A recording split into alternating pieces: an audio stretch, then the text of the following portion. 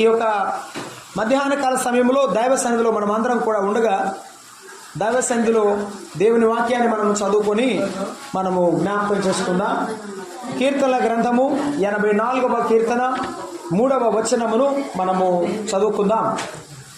84వ కీర్తన 3వ వచనాన్ని మనము చదువుకొని ప్రార్థన చేసుకుందాం.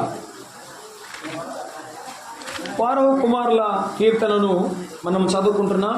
84వ కీర్తన 3వ వచనం.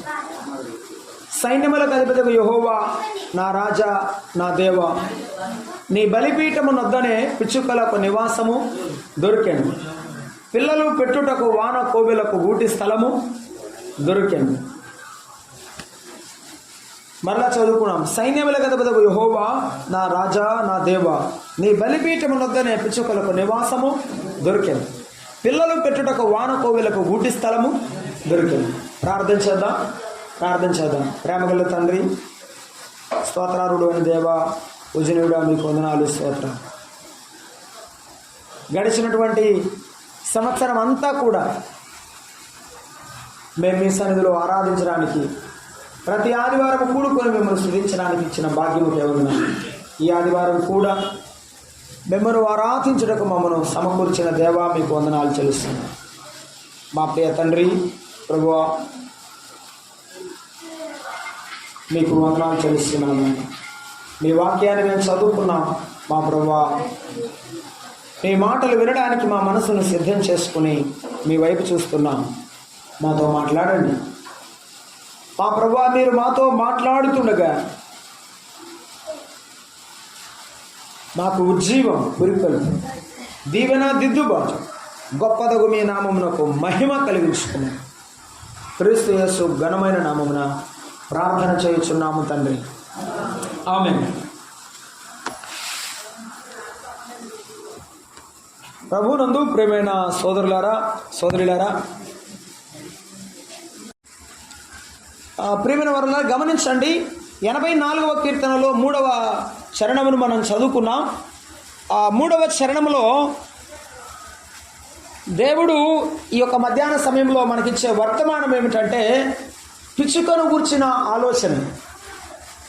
ఆయన ఈ లోకములో అనేకమైన జీవరాశులను సృష్టించాడు. అన్ని జీవరాశులు ఆయనను స్తుతిస్తున్నాయి అని ప్రకటన గ్రంథంలో రాయబడి ఉంది. సృష్టి యావత్తును ఆయనను స్తుతించుచున్నది వాస్తవమే. కానీ ఆ జీవరాశులు వాటి పరిధిలో ఎలా ఉన్నాయో మనము మన పరిధిలో జీవించుట దేవుని చిత్తం. అది దేవుని యొక్క సంకల్పం, దేవుని యొక్క ఉద్దేశం. ఆ ఉద్దేశాలను నెరవేర్చినప్పుడే ఆయన మనకిచ్చిన జన్మకు నిజమైన అర్థం, అది సార్థకమవుతున్నది. మన జీవితంలో దేవుడు మనల్ని లోకానికి ఎందుకు పంపాడు, ఆయన ఎందుకు మనకు జీవితం ఇచ్చాడు, ఆ జీవితం ద్వారా మనం ఏమి చేయాలి అనే వాస్తవాన్ని మనం గమనించిన రోజున దేవుడు ఎంతో సంతోషిస్తాడు. అప్పుడు మన జీవితంలో ఆ ఒక మార్గదర్శకమైన జీవితం అవుతుంది. మనము దాటి వెళ్ళిన దేవుడు తన మహిమ నిమిత్తమై ఉపయోగిస్తాడనే వాస్తవాన్ని నేను గుర్తు చేస్తున్నాను. మనము చదువుకున్న భాగములో పిచ్చుకలను గురించి రాయబడినది. అయితే పిచ్చుకలు ఎటువంటివి అంటే, పిచ్చుకలు విలువ లేనివి, లేకపోతే ఎన్నిక లేనివి, చాలా చిన్నవి, ఎన్నిక లేని పక్షులు. ఆ తర్వాత చాలా చిన్నవైన పక్షులు. ఒక మాట చెప్పాలంటే బలహీనమైనవి పక్షులు. ఈ పిచ్చుక బలహీనమైన దానికి కూడా దేవుడు ఎగరగలిగే ఆశతో ఉండాలని, ఎగరగలిగి జీవించగలగాలని దేవుడు దానికి 2 రెక్కలు ఇచ్చాడు. ఎగరాలని ఆశతో రెక్కలు కొట్టుకునేటువంటి పక్షి ఇది పిచ్చుక. పిచ్చుక గురించి మనం ఆలోచన చేస్తే చాలాసార్లు గుంపులుగా కొన్ని వస్తాయి. ఇప్పుడు అసలు లేవులేండి పిచ్చుకలు, ఇప్పుడు అసలు తక్కువగా ఉన్నాయి కదా. ఈ పిచ్చుక ఒంటరి అయిన పిచ్చుక చాలాసార్లు ఒంటరిగా ఆహారం కొరకు ప్రయాణం చేస్తుంది, గుంపులుగా వెళ్ళదు. మన కొంగలలాగా గుంపులుగా వెళ్ళదు. అది ఒక్క పిచ్చుక వెళ్తుంది. అవసరమైతే కొన్ని పిచ్చుకలతో కలిసి ఆహారం భుజిస్తుంది. ఏదైనా ఒడ్లు బాగా పడి ఉంటే అన్నీ వచ్చి ఒకసారి వాళ్తుంటాయి, తింటాయి.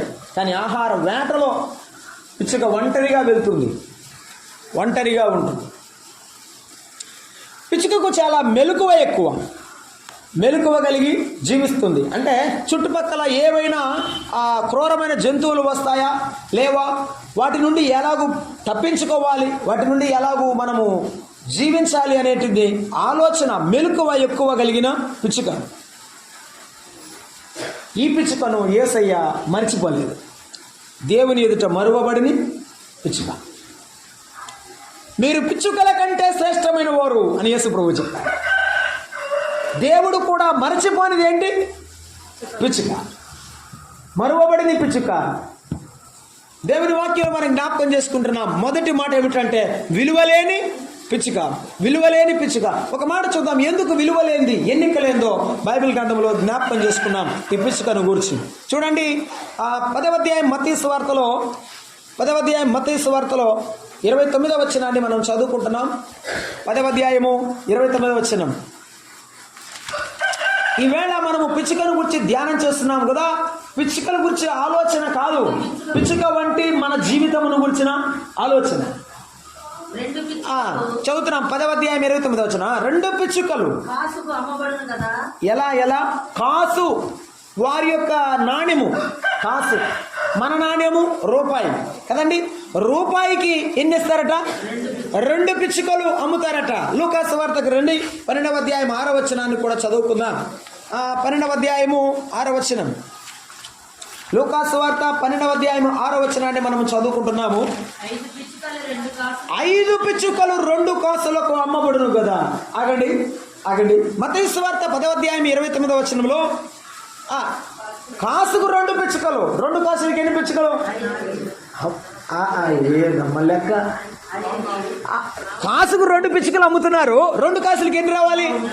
4 కదా రావాలి. మరి ఎందుకు లూకా సువార్తలో ప్రభు 5 అన్నాడు? మీకు బాగా తెలుసు. ఎందుకని అడుగుతాం మనం, ఏమని?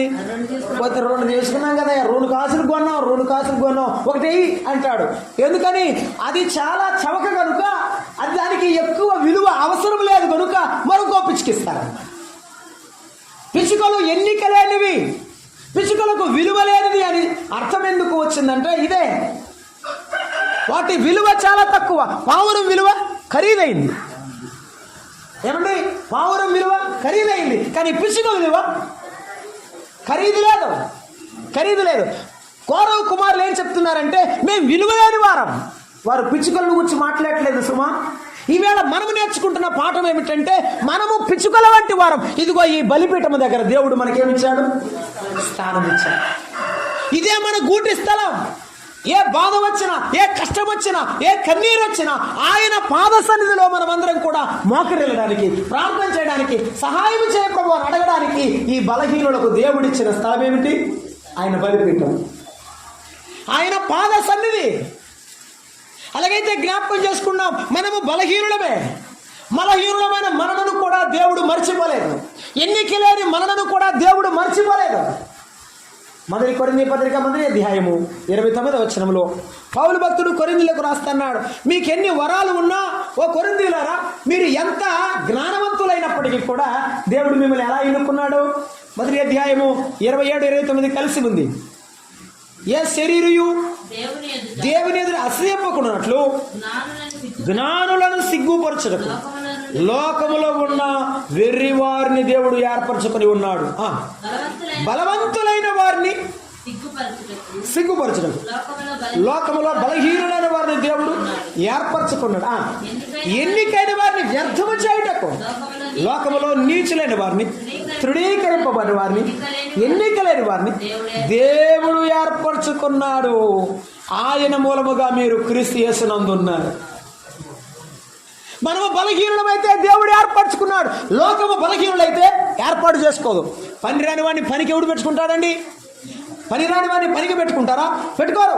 పనికి రాని పాత్రను ఎవరైనా ఉపయోగిస్తారా? ఉపయోగించరు. కానీ పనికి రాని పాత్రను కూడా ఉపయోగించిన వాడు యేసయ్య. ఇదిగో ఎన్నిక లేని ఈ పిచ్చుకను కూడా కనికరించి తన బలిపీఠం దగ్గర స్థానం ఇచ్చిన వాడు యేసయ్య. అందుకే భక్తుడు పాట పాడుతుంటాడు, పనికి రాని పాత్రనాని పారవేయకుమా,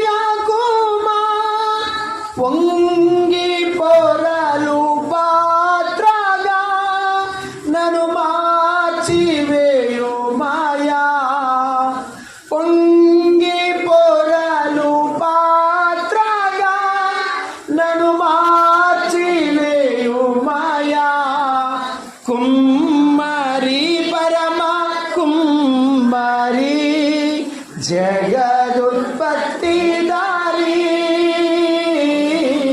జిగట మన్నైనా నా వంట చల్లగా చూడు మాయా. ఏమి నాలు లేదు, నేను మట్టి వంటి మట్టిదానను, మంటి వాడను. ఈ మంటిని కుండగా చేసి పాత్రను చేసి దీనికి విలువనిచ్చావు. నేను ఎన్నిక లేని వాడను ప్రభువా. కౌరవ కుమారులు కూడా అదే తలపోసుకున్నారు. మా తండ్రి వల్ల మేము ఈ భూమిలోనికి నెరవిడిచి లోపలికి వెళ్ళిపోవలసిన వారు, మేము కూడా చనిపోవాలి, మా పితరులాగా చనిపోవాలి. అలాగే చనిపోలేదు మేము, నీ వల్ల మేము బ్రతికున్నాం. బైబిల్ రాస్తున్నది, కౌరవ కుమారులు చావలేదు. కౌరవ కుమారులు చావలేదు, కారణం కౌరవ ఆశ్రయించలేదు. కానీ కౌరవ కుమారులు దేవుని ఆశ్రయించారు. అల్పులమైన మనలను దేవుడు ఎందుకు ప్రేమించాడంటే మనము యేసయ్యను ఆశ్రయించాం. ఈ పిచ్చుక యేసయ్య సన్నిధిలో ఆశ్రయము పొందిన పిచ్చుక. మనం ఎన్నిక లేని వారు గుర్తించుకుందాం. దావీదు అన్నాడు, నా కుటుంబము ఏ పాటిది? రాత్రి వేళ జ్ఞాపకం చేసుకున్నాం. నా కుటుంబము ఏ పాటిది? నేను ఎంతటి వాడును, నేను ఎంతటి వాడును, నా కుటుంబము ఏ పాటిది ప్రభు. ఇంతగా నన్ను హెచ్చించడానికి నేను ఎంతటి వాడును. అవును, మనం ఎప్పుడైనా గుర్తుంచుకుందాం, ప్రభువా నేను ఎన్నిక లేని దానను, ఎన్నిక లేని వాడను ప్రభువా. అయినా నీ బలిపీఠం దగ్గర, నిన్ను ఆరాధించే స్థానం దగ్గర నాకు స్థానం ఇచ్చాను. మెఫీబోషెతు దావీదు బల్ల యొద్ద స్థానం ఇచ్చినట్టు నాకు ఇక్కడ స్థానం ఇచ్చావు ప్రభువా అని కౌరవ కుమారులు పాడుతుంటే ఎంతమంది ఏడ్చారో. ఎందుకో తెలుసా? ఎంత ధన్యులమ్మా ఈ బిడ్డలు. వారు నిజంగా దేవుని చేత కనికరింపబడి ఈ రోజున దేవుని బలిపీఠం దగ్గర ఉన్నారని ఎంత సంతోషించారు. వాస్తవమే, లోకంలో మనకు కలిగిన ఘనత ఆయన వల్ల కలిగింది, ఏ వ్యక్తి వల్ల కలగలేదు. ఒకవేళ మన వల్ల కూడా కలగలేదు. అది ఆయన ఇచ్చిన ఘనత. ఈ పిచ్చుకలు చక్కని పాట పాడాలి. ఏమంటే, ప్రభువా నీ బలిపీఠం దగ్గర నాకు స్థానం ఇచ్చావని పాట పాడాలి. చాలాసార్లు పాటలు పాడేటప్పుడు పాడుకునే వాళ్ళే పాడుకుంటారు, కూర్చునే వాళ్ళు పాడరు. కారణం ఏంటంటే ఆ పాటలో ఉన్న అర్థాన్ని గ్రహిస్తే అది నాదే, ఆ పాట నా కోసమే అనుకున్నప్పుడు ఆనందముతో పెళ్లికి వస్తుంది హృదయంలో. ఇదిగో ఈ పిచ్చుక ఎన్నిక లేనిదని మనం చదువుకున్నాం, కానీ ఎన్నిక లేని మనలను ఏర్పరచుకున్నవాడు ఆయన. ఎన్నిక లేని వారు ఏర్పరచుకున్నాడు. ఒక మాట గుర్తు చేస్తాను. ఆ సిలువలో వేలాడుచున్నప్పుడు ఒకడు అన్నాడు, యేసు ఓ రక్షకుడా, నీ రాజ్యంలో నన్ను ఏం చేశాడు? ఏమన్నా చేశాడా? యేసు ప్రభు దగ్గర ఏమైనా మంచి కార్యం చేశాడా? తన జీవితంలో మంచి కార్యం చేశాడా? వాడు చేసిన ఒకే ఒక మంచి కార్యం ఏంటి చెప్పనా? నన్ను జ్ఞాపకం చేసుకుంటా. నువ్వే జ్ఞాపకం చేసుకుంటావు, లోకంలో వాళ్ళు మర్చిపోతారు. నువ్వైతే జ్ఞాపకం చేసుకొని సహాయం చేస్తావు. నీ రాజ్యంలో నన్ను ఉంచుతావా? అవును, దేవుడు ఎన్నిక లేని వారికి ఇచ్చిన స్థానం ఎందుకంటే యేసయ్యను నమ్మినందువల్ల. అందుకే అన్నాడు, చూసి నమ్మిన వారి కంటే చూడక నమ్మిన వారు. అలాగైతే ఎన్నిక లేని నా జీవితాన్ని, నీ జీవితాన్ని నిలబెట్టిన యేసయ్య మీద నమ్మకాన్ని అలాగే ఉంచుదాం, మరచిపోక జీవితం. ఈ పిచ్చుక మరువబడింది ఎందుకంటే ఎన్నిక లేనిదైనా దేవుడు ఏర్పరచుకున్నది ఎందుకంటే ఆ పిచ్చుక దేవుని ఆశ్రయించిన పిచ్చుక. మనము కూడా దేవుని ఆశ్రయించిన వారు, దేవుని ఆశ్రయించిన వారం కనుక దేవుని సన్నిధిలో మనమందరము కూడా దేవుని యొక్క విలువను ఎరిగి మనము గుర్తిద్దాం. కౌరవ కుమారులు దేవుని విలువను గుర్తిస్తున్నారు. ఏమనంటే, మాకు ఎన్ని ఇళ్ళున్నా, ఎంత నివాసం ఉన్నా, మాకు ఎక్కడ నివాసం? నీ దగ్గరే. నువ్వే మా నివాసం. నువ్వు లేకపోతే మా ప్రాణం ఏమున్నది? నీవు లేకపోతే మాకు నివాసం ఎక్కడ ఉంది? ఆయన బలిపీఠము దగ్గర వారికి స్థానం దొరికిందని సంతోషిస్తున్నారు. యేసుప్రభు ఒక మాట అన్నాడు, ఏమనంటే, వారు పాపం వల్ల చచ్చిపోయారని నువ్వు అనుకున్నావు, నీ పుణ్యం వల్ల బతికారని నువ్వు అనుకున్నావు. వారు పాపం వల్ల వారు చనిపోలేదు, నీ పుణ్యం వల్ల నువ్వు బ్రతకలేదు. ఇది దేవుని దయ వలన ఈ రోజున నీవు నేను బతికి. ఆ సిలోయము గోపురం పడిపోయి ఆ భిక్షగాళ్ళు చచ్చిపోయారంట కదా, మీకు తెలుసరా? తెలుసు తెలుసు తెలుసు. వారు ఎంత పాపం చేశారో అనుకున్నారు వీళ్ళు కూర్చొని. ఎవరు? బతుకున్నాడు. కాదు కాదు, దేవుని దయ వల్ల మనం అందరం ఆయన దయా కటాక్షం మన కుటుంబాల మీద, మన బిడ్డల మీద ఉంది. అందుకే అయితే ఫారో కుమారుల దగ్గర లాగా ఆయన బలిపీఠం దగ్గర కూర్చున్నాం ఎల్లప్పుడూ. ఇదిగో వచ్చే ఆ సంవత్సరం మొదటి ఆదివారం నుండి ఆఖరి ఆదివారం వరకు యేసయ్యా ఈ గడిచిన సంవత్సరం అంతా కాపాడావు, ఇక నుండి నీ కొరకు ప్రతి ఆదివారం మానకు వస్తాను.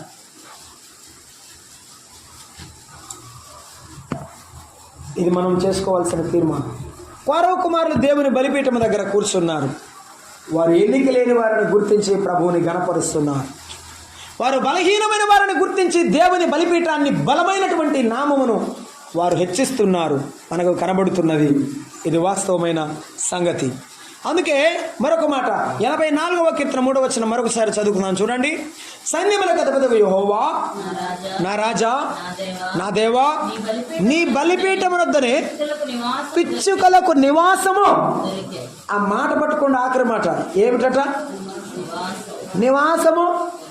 కట్టుకున్నాము, నువ్వు కట్టుకున్నావు కాదు, దొరికిందంటే ఏమిటి?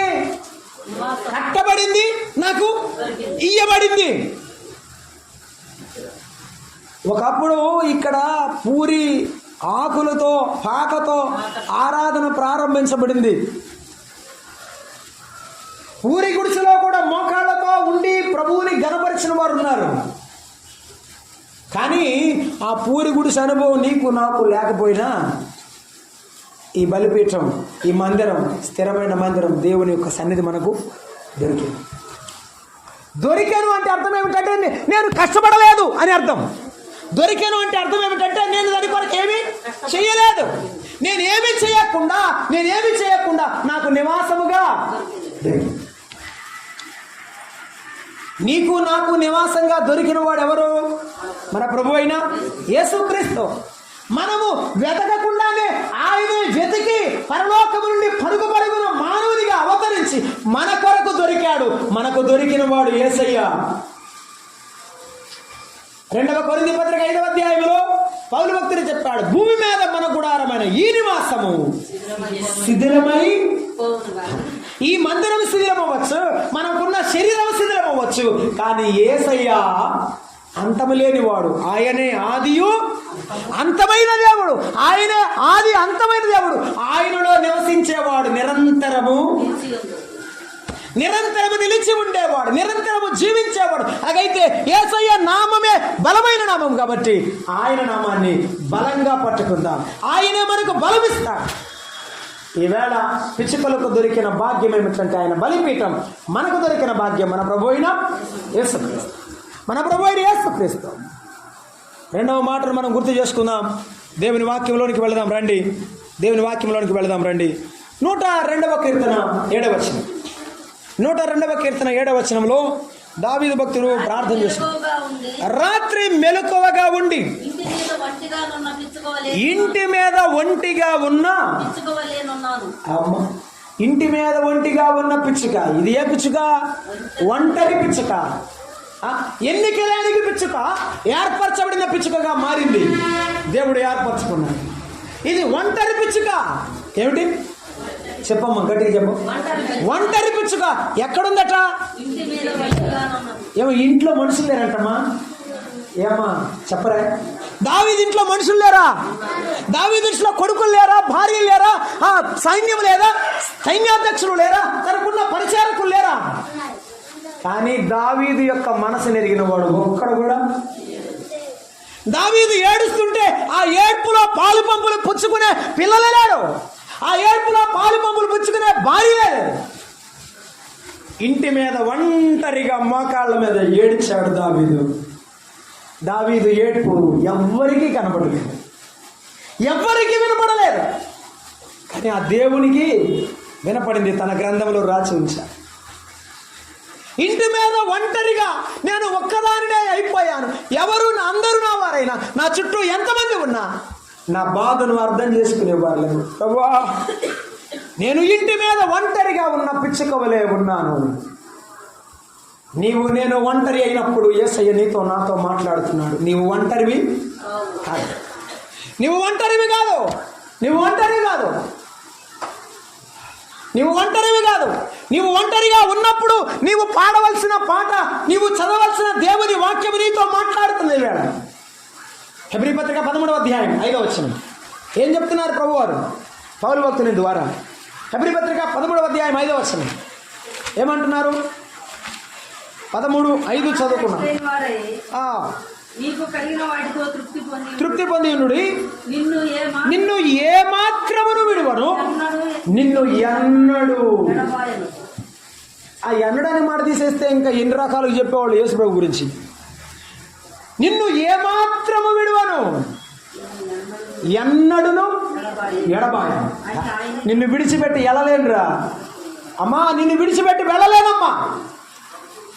యేసయ్య చెప్తున్న మాట ఈరోజు నీతో వాస్తవం ఇది. యేసయ్య నిన్ను విడిచిపెట్టే దేవుడు కాదు, నీ వెంపటే ఉన్నాడు. నీ మీద ప్రేమను చూపిస్తున్నాడు, నీ మీద దయను చూపిస్తున్నాడు. ఆయన విడిచిపెట్టేవాడు కాదు. దావీదు ఒంటరి వాడయ్యాడు. తన పిల్లలు తాను హృదయములో విచారములు హెచ్చైనప్పుడు దావీదు చెప్తాడు, నా హృదయమందు విచారములు హెచ్చగా నీ గొప్ప ఆదరణ నన్ను ఆదరించాను. ఆహా, యేసయ్య ఎంత గొప్ప దేవుడు! ఎవరూ లేనప్పుడు ఆదరిస్తున్నాడు, ఎవరూ లేనప్పుడు ఆయన ప్రేమిస్తున్నాడు. భక్తులు ఇలా పాట పాడాడు, ఎక్కి ఎక్కి ఎక్కి ఏడ్చినా వెక్కి నింతల పాలైనా, ఎక్కి ఎక్కి ఎక్కి ఏడ్చినా వెక్కి నింతల పాలైనా, నేనున్నాను భయపడకంటివే, నేనున్నాను భయపడకంటివే, నేనున్నాను భయపడకంటివే, నేనున్నాను భయపడకంటివే. కాదన్నాడు నేను అనాథను, యేసు కాదన్నాడు నేను అనాథను. నా తండ్రి ఉంటే నన్ను ఆదరించావు, నా తల్లి ఉంటే నన్ను ప్రేమించేదే. నాకు ఇప్పుడు ఎవరూ లేరు, నాకెవరు సహాయం చేస్తారని ఏడుస్తున్నాడేమో. నీ పరలోకపు తండ్రి నీకు తోడు, నీ పరలోకపు తండ్రి నీకు ఎల్లప్పుడూ విడువని వాడుగా ఉన్నాడు. నిన్ను నీ కుటుంబాన్ని ఎల్లప్పుడూ విడువగా కనికరిస్తా. నీవు అనాథవు కాదు. పరలోకములో ఉన్న యేసయ్య, మన యేసయ్య, మన తండ్రి మనకు తోడుగా ఉన్నాడు. యవనస్తుడా యెహోషువ, నీవు దిగులు పడవద్దు, మోషే దాటిపోయాడని భయపడవద్దు. నేను నీకు మోషేకు తోడయుండినట్టు నేను నీకు తోడయుండు. మోషేకు తోడయుండినట్టు నేను నీకు తోడై ఉంటాను. నా మాట వింటున్నావా కుమారుడా, కుమార్తె? నా మాట వింటున్నా, నేను నీకు తోడై ఉంటాను. దడియవద్దు, దిగులు పడవద్దు, జడియవద్దు. నువ్వు సాగిపో, ఈ బిడ్డలను తీసుకుని నీవు సాగిపో. నీ కుటుంబంలో, నీ కలతల్లో, కష్టాల్లో, కన్నీళ్ళలో నువ్వు నిలబడి ఉన్నావా? యేసయ్య నీకు తోడుగా ఉండి నడిపిస్తాడు. అమ్మా, మర్చిపోవద్దు, యేసయ్యని నీ ప్రేమిస్తున్నా. ఈ పిచ్చుకలు ఇదిగో ఒంటరి అయిన దావీదు కూడా అదే మాట చెప్పాడు. ఎంతో నేను పిచ్చుక వలె ఏడ్చాను, దేవుడు నన్ను ఏం చేశాడు? ఆదరించాడు. నా యేసయ్య నన్ను ఆదరించాడు. లోకంలో ఎంతో మంది ఉన్నారు నన్ను ఆదరించలేదు, నా దేవుడు నన్ను ఆదరించాడు. కొందరు అసలు 2వ పత్రికలో 1వ అధ్యాయంలో అంటాడు, సమస్తమైన ఆదరణతో 3వ వచనం, 1వ అధ్యాయం 3వ వచనంలో 2వ కొరింథీ పత్రికలో అంటాడు, ఆయన ఎలాగో ఆదరిస్తాడంట? కనికరము చూపు తండ్రి, సమస్తమైన ఆదరణ అనుగ్రహించేవాడు. ఒంటరి జీవితమా, కుటుంబ జీవితమా, నీ కష్టములో, నీ యొక్క వ్యవసాయంలో, వ్యాపారములో, నీ యొక్క ప్రతి పరిస్థితులలో సమస్తమైన ఆదరణ. నమ్మిన వారు మోసం చేస్తే, అయిన వారు నిలబడకపోతే, ఎవరు నిన్ను ప్రేమించడం లేదని నీవు బాధపడదు. యేసయ్య ఏమంటాడు? సమస్తమైన ఆదరణ, చదువమ్మా, సమస్తమైన ఆదరణ అనుగ్రహించు దేవుడు తండ్రినైనా స్తుతింపబడును గాక. అంతే. నీవెప్పుడైతే యేసయ్యను నమ్ముతావో అప్పుడే స్తుతిస్తావు. ఎప్పుడు దేవుడు నీకు తోడుగా ఉన్నాడంటావు, ఆ కన్నీళ్లలో, ఆ కష్టాలలో యేసయ్యను స్తుతిస్తూ ముందుకు వెళ్తే అదే నీ విజయం, అదే నీ విజయం. అందుకే అన్నాడు, ఇశ్రాయేలు గోత్రాలు పంక్తులు తీర్చి ఉంచండి, కానీ యోధా గోత్రాన్ని ముందు పెట్టండి. యోధా గోత్రము ముందు ఉండాలి, స్తుతి ముందు ఉండాలి, ఆరాధన ముందు ఉండాలి, దేవుని ధ్యానము ముందు ఉండాలి. అప్పుడే బలం. సాతాను యొక్క స్ట్రాటజీ, వాడి ప్లాన్ ఏంటో తెలుసంటండి, ప్రార్థన చేయకుండా, వాక్యం వినకుండా, ప్రభు సన్నిధిని అనుభవించకుండా చేయడం వలన మనల్ని బలహీనులను చేసి తర్వాత వాడు అటాక్ చేస్తాడంతే. మనం చేయాల్సింది ఏంటంటే ముందు ప్రభువుకు దగ్గరగా రావడం, ప్రభువు సన్నిధికి దగ్గరగా రావడం. అదే మనకు ఆశీర్వాదం, అదే మనకు దీవెన. ఈ పిచ్చుక ఎంత గొప్ప పిచ్చుక, ఈ కౌరవ కుమారులు ఎంత గొప్పవారు అంటే దేవుని ఆ సన్నిధిని ఆశ్రయించిన వారు. ఆ తర్వాత తండ్రి చనిపోయాడు కదండి, తండ్రికి సంబంధించిన బంధువులందరూ కూడా సంఖ్యాకాండం రాశాడు. కోరహు యొక్క కుటుంబీకులు అందరూ కూడా చనిపోయారట. అంటే ఇప్పుడు వాళ్ళు ఒంటరివాళ్ళే కాదు, ఎవరున్నారు పాపం? తండ్రి లేడు, తల్లి లేదు, అన్నదమ్ములు లేరు, వారసులు లేరు. ఆ పిల్లలు అలా మిగిలిపోయారు. అందుకే వారు అంటున్నారు, మేము ఒంటరివాళ్ళం పొగువా, కానీ నువ్వే మమ్మల్ని చేరదీశావు. ఒంటరి వారిని చేరదీసేవాడు యేసయ్య. ఆ కురుపులతో, ఆ యొక్క కష్టమైన జీవితంతో నివసిస్తున్న లాజరుకు కూడా విశ్వాసాన్ని ఇచ్చిన వాడు యేసయ్య. అందుకే శిష్యులు ఏమని ప్రార్థన చేశారు తెలుసా? మా ప్రభువా, మా విశ్వాసమును అభివృద్ధి పొందించుము అని ప్రార్థన చేశారు. నీ మీద నమ్మకం, అసలు ఆ విశ్వాసం రావాలన్నా కూడా నీవే. మా విశ్వాసాన్ని అభివృద్ధి పొందించు ప్రభువా, మా విశ్వాసాన్ని అభివృద్ధి పొందించు. ఈ పిచ్చుకల యొక్క భాగ్యం, ఈ పిచ్చుకల యొక్క భద్రత ఆయనే. మన భాగ్యం ఎవరు చెప్పండి అమ్మా, చెప్పండి. మన భాగ్యం ఎవరు? మన ప్రభువైన యేసుక్రీస్తు. అంతే. మన భద్రత ఎవరు? ఆయనే, ఆయనే. మన ఒంటరి వారమైన మన భద్రత ఆయనే. కాబట్టి ఒంటరి దానవుగా నీవు ఆలోచన చేయవలసిన అవసరం లేదు. యేసయ్య నీతో ఉన్నాడనే స్పృహ ఉన్నంత కాలం నీకు, నీ పిల్లలకు, నీ కుటుంబానికి, నీ ఆత్మీయ జీవితానికి ఏ విధమైన డోకా లేదు, ఆలోచన లేదు. రెండవ మాట మనం చూస్తున్నాం, ఒంటరి అయిన పిచ్చుకకు తోడైన దేవుడు. ఎన్నికలైన పిచ్చుకను ఎన్నుకున్న దేవుడు, ఒంటరి అయిన పిచ్చుకకు తోడైన దేవుడు. కౌరవ కుమారులు కీర్తనలు రాశారు, 150 కీర్తనలు. మన కీర్తన గ్రంథం చదివేటప్పుడు ఇది దావీదు రాసిన కీర్తనల గ్రంథం అంటారు కొంతమంది, కానీ దావీదు రాసిన కీర్తనల గ్రంథం కాదు. కొన్ని కీర్తనలు ఆసాపు రాశాడు, కొన్ని కీర్తనలు కౌరవ కుమారులు రాశారు. 42వ కీర్తన కౌరవ కుమారులు రాశారు, 84వ కీర్తన కౌరవ కుమారులే రాశారు. కొన్ని కీర్తనలు వారు రాశారు, వారు పాడారు. ఇశ్రాయేలు జాతి మొత్తం ఆ పాటలు చక్కగా పాడుకున్నారు. దేవుడు ఎంత భాగ్యం ఇచ్చాడు. పిచ్చుక లాంటి వారికి దేవుని సన్నిధిలో దేవుని ఆరాధించే భాగ్యం ఇచ్చాడు, దేవుని స్తుతించే భాగ్యం ఇచ్చాడు. మనం కూడా దేవుడు ఏర్పరచుకున్నాక మనం ఏం చేయాలి చెప్పండి?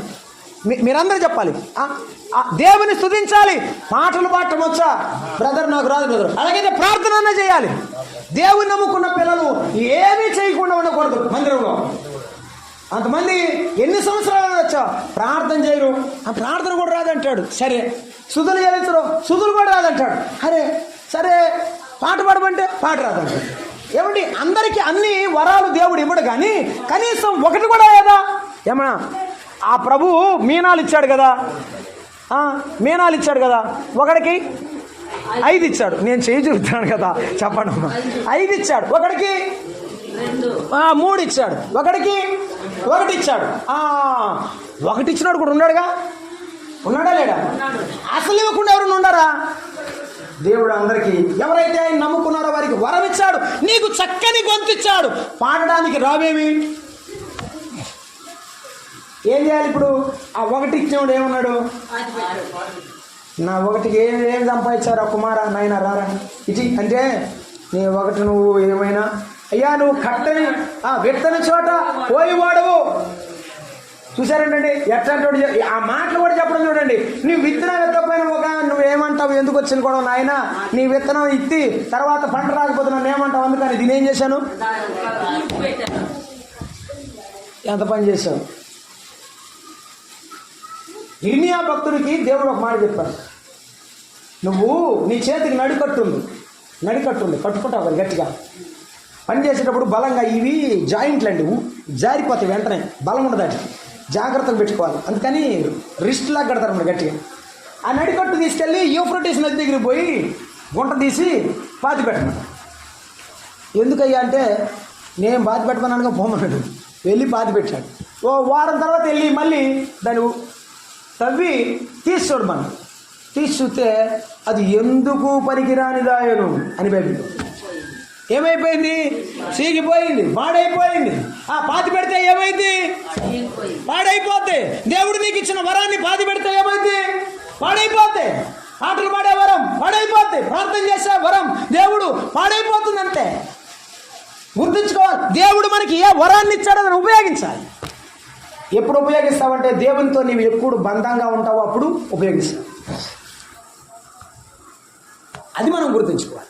కనుక దేవుడు మనకిచ్చినటువంటి వరాన్ని మనం ఉపయోగించాలి. ఈ ఒంటరి అయిన పిచ్చుక, దేవుని దగ్గర నివాసమైన పిచ్చుక, ఈ కోరవ కుమారులు దేవుని సన్నిధిలో తమ వరాన్ని ఉపయోగించారు. పాటలు పాడే వరం. ఆసాపు ప్రధాన గాయకుడు అండి, దావీదు దగ్గర ప్రధాన గాయకుడే. చాలా మంది మంచి ప్రధాన గాయకులు ఉండొచ్చు కోరవ కుమారుల సమయాల్లో, కానీ కోరవ కుమారులు కూడా పాఠకులు. అది మన దగ్గర ఎంతో పెద్ద పెద్ద వాళ్ళు, మంచి మంచి పాటలు పాడేవాళ్ళు, గొప్ప గొప్ప వాళ్ళు ఉండొచ్చు, కానీ దేవుడు మనకిచ్చినది మనకిచ్చాడు. అమ్మా నేను అడుగుతాను, ఈ మాటతో ఈ యొక్క అంశాన్ని ముగిస్తాను. యాపిల్ చెట్టు ఉంది, అందరూ మెచ్చుకుంటారు. ఎందుకు? యాపిల్ కాయలు వస్తాయి కాబట్టి. మామిడి చెట్టు ఉంది, మామిడికాయలు వస్తాయి కాబట్టి అందరూ ఇష్టపడతారు.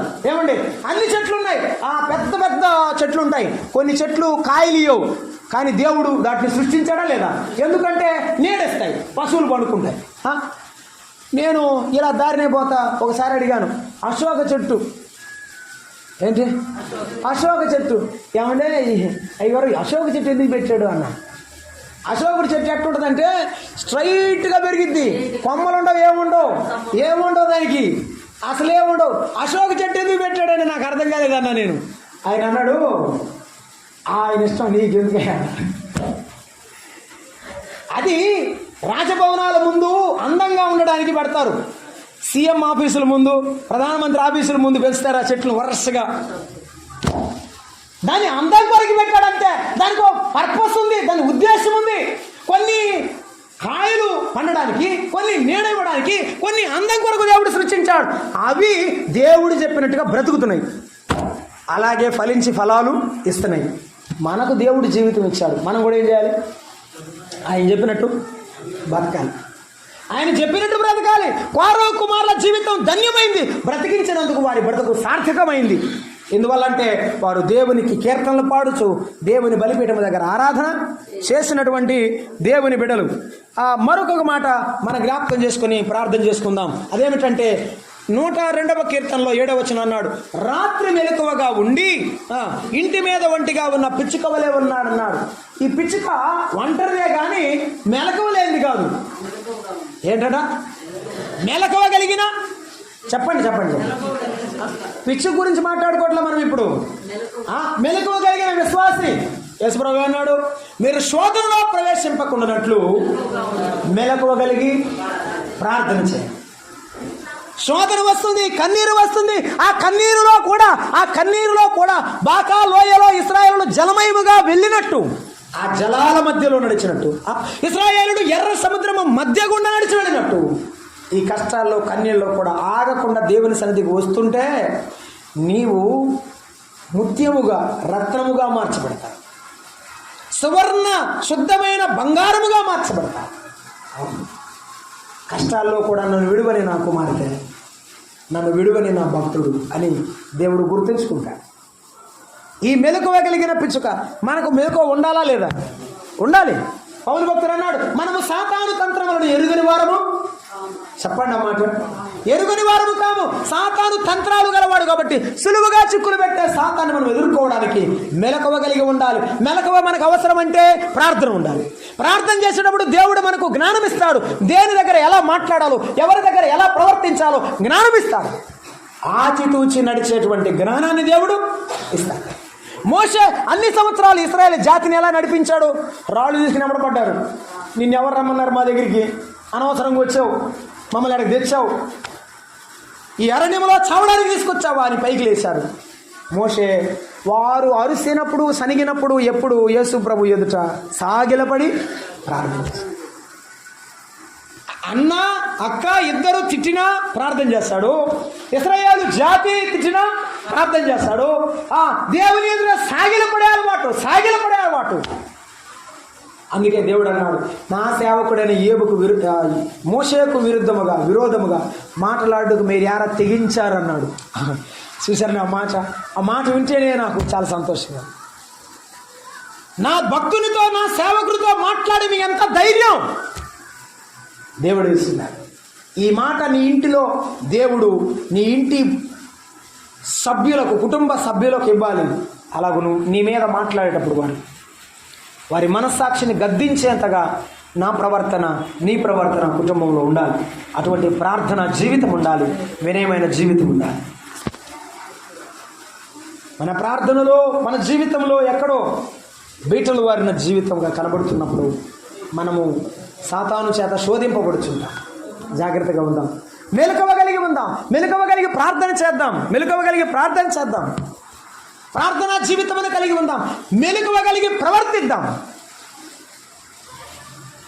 నిద్రపోతూ ఏమి చేస్తున్నాడో వారికే తెలియదు, ఏమి జరుగుతుందో కూడా వారికి తెలియదు.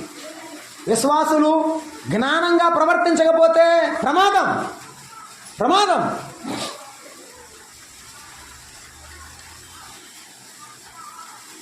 మెలకువ కలిగి లేకపోతే సాతానుడు మనల్ని ఇరుకును పెడతాడు. ఆ విషయాన్ని నేను ఆ బ్రదర్కి ఖచ్చితంగా చెప్తాను. ఇలా చేయడం పొరపాటు అండి, ఎప్పుడు చేయకూడదు. ప్రేమైన వాళ్ళారా, ఈ యొక్క సందర్భంలో మనం జ్ఞాపకం చేస్తున్నాం, మనకు మెలకువాసరం. ప్రభువు చెప్పాడు, కొండ మీద ఆ యొక్క గచ్చమనే వనంలో ప్రార్థన చేసి తిరిగి వచ్చి, ముమ్మారు ప్రార్థన చేసి తిరిగి వచ్చి వారు నిద్రపోవడం చేశాడు. ఒక్క గడి అయినా మీరు మేలుకొని ఉండలేరా? శరీరము ఎలాంటిదట? ఆత్మసిద్ధమే కానీ శరీరము బలహీనమైనది. నిజమే. ఈ బలహీనమైన శరీరాన్ని యేసు ప్రభు సన్నిధిలో మోకాళ్ళ మీద నలగొట్టాలి. అప్పుడు మాట వింటది, లేకపోతే మాట ఎందుకు? దాని మాట మనం వినాలి. గుర్తుంచుకుందాం, మెలకువ కలిగి జీవిద్దాం. ఆఖరి మాటలో దేవుని ఎదుట మరోబడిని పిచ్చుక అని చెప్తున్నాం. లోకాసు వార్త 12వ అధ్యాయం 7వ వచనం చదువుకొని ప్రార్థన చేసుకుందాం. సింప్లీ మనం చదువుకుందాం అంతే. లోకాసు వార్త 12వ అధ్యాయము 7వ వచనం.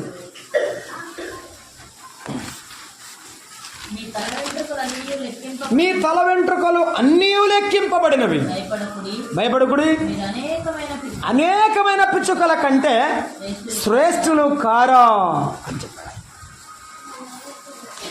ఆకాశ పక్షులను చూడండి, అవి విత్తవు, కోయవు, కొట్లలో కూర్చుకొనవు, వాటన్నిటినీ పోషించుచున్న దేవుడు మిమ్మును పోషించడా? వాటికంటే మీరు శ్రేష్టమైన వారు కారా? ఆకాశ పక్షులలో పిచ్చుకొని కూడా దేవుడు మర్చిపోలేదు. నిన్ను నన్ను మర్చిపోయేవాడు కాదు. కనుక ఆయన ఎదుట మేము మరవబడిన వారం, అది గుర్తుంచుకోవాలి. సాతానుడు ఏం చెప్తాడంటే, దేవుడు మర్చిపోయాడయ్యా, నువ్వు రోజు ప్రార్థన పోతున్నావు, ఆరాధన పోతున్నావు, ఆదివారం పోతున్నావు, కానుకెత్తున్నావు, ఎన్నో చేస్తున్నావు, ఈ బాధ అంతా ఎందుకు వచ్చింది, ఈ కష్టం ఎందుకు వచ్చింది అంటూ ఉంటాడనమాట. మనకున్న శ్రమలు, మనకున్న బాధలు మన ముందు పెట్టి, అసలు యేసయ్యని నమ్ముకుంటే నీకేం వచ్చింది, ఏమి రాలా, మానుకో ప్రార్థన అని కూడా చెప్తాడు. వాడు చాలా ప్రమాదకరమైన వాడు. యేసు ప్రభువుకే చెప్పాడు, మనకు చెప్పడంలో పెద్ద తేడా ఏమి లేదు. యేసు ప్రభువుకే చెప్పాడు. కనుక మనము ఈ శ్రమలన్నీ కూడా మనము అనుభవించి పరలోక రాజ్యంలో ప్రవేశించాలని మన ప్రభువారు ముందుగానే చెప్పాడు. మనకు శ్రమలు ఉన్నాయి, లోకములో వారికి అదేమి లేదు, వారి ఇష్టం. కానీ మనకైతే శ్రమలు ఉన్నాయి, మనకైతే బాధలున్నాయి. ఈ కష్టాలన్నీ అనుభవిస్తుండగా దేవుని సహాయం తోడుగా ఉంటుంది. అందుకే కష్టము మనకు మరి ఎక్కువగా కష్టం కాకుండా దేవుడు కనికరిస్తాడు. తగినంత కంటే మనకు మించినంత కంటే ఎక్కువ శ్రమను దేవుడు ఆయన మనకు ఉంచడు పెట్టడు. కాబట్టి ప్రభు సన్నిధిలో ప్రభువా నీవు నన్ను మర్చిపోలేదు, అందుకు స్తోత్రమని మరువని దేవుని కొనియాడుతూ, విడువని దేవుని కొనియాడుతూ, మెలకువగలిగి మనం జీవిస్తూ ఏర్పరచబడిన వారమని, ఎన్నిక గల వారమని ఆలోచన చేస్తూ ప్రభువుని ఘనపరుద్దాం. ప్రభు తన వాక్యమును మన ఇంటిలో దీవించునుగాక. ప్రార్థించాలి. ప్రేమగల ప్రియ ప్రభువా స్తోత్రార్హుడా మీకు వందనాలు. ఈవేళ నాయన ఓ చిన్న పక్షి పిచ్చుకలో నుండి మాకు పాఠాలు అందించినందుకు స్తోత్రములు నాయన. మేము ఎన్నిక లేని వారమైనా మీరు ఏర్పరచుకున్నందుకు వందనాలు. మా ప్రభువా మేము ఒంటరి వారమైనప్పుడు మమ్మల్ని తోడై ఉండి మమ్మల్ని నడిపించిన దేవుడవు మీకు స్తోత్రములు. ఈ సంవత్సరమంతా కాపాడిన దేవుడవు మీకు స్తోత్రములు. మమ్మను మరువని దేవుడవు నాయనా మీకు వందనాలు చెల్లిస్తున్నా. ఈ విశ్వాస యాత్రలో మిమ్మల్ని విడువక మరువక మా ఆత్మీయ జీవితాల్లో ముందుకు కొనసాగుటకు మీ కృప చూపమని క్రీస్తు యేసు నామమున ప్రార్థన చేసి వేడుకుంటున్నాం తండ్రి. ఆమేన్. అందరికీ వందనాలు.